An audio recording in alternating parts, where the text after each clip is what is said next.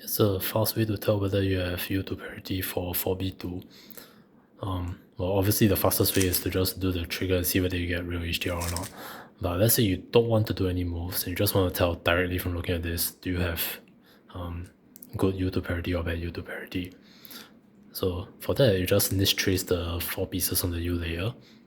In this case, we see we have like a 3-1 split of blue and green. So this is going to trace to a 4B shape on inverse, which is good because we want it to be 4B.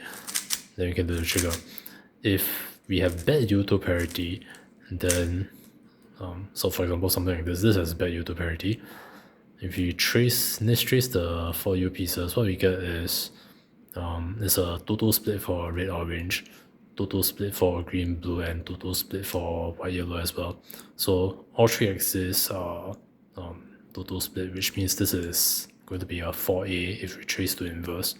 So 4A is not what we want 4B. So this is going to be bad U to parity, which it in fact is because of how we set it up.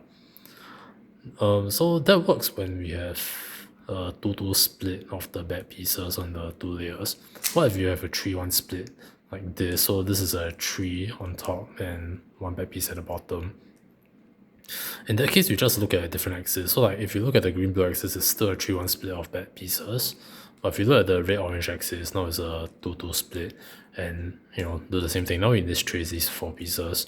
So we have a 3-1 split of blue and green, which means this will trace to 4B. But this is actually bad. If we are tracing on a different axis from our DR axis, then we need to switch the result. So if this traces to 4B, this means it has bad U to parity. If it traces to 4A, then it has good U to parity. So as an example, if we just do a U to here, now this has a good U to parity. And if you look at the green-blue axis,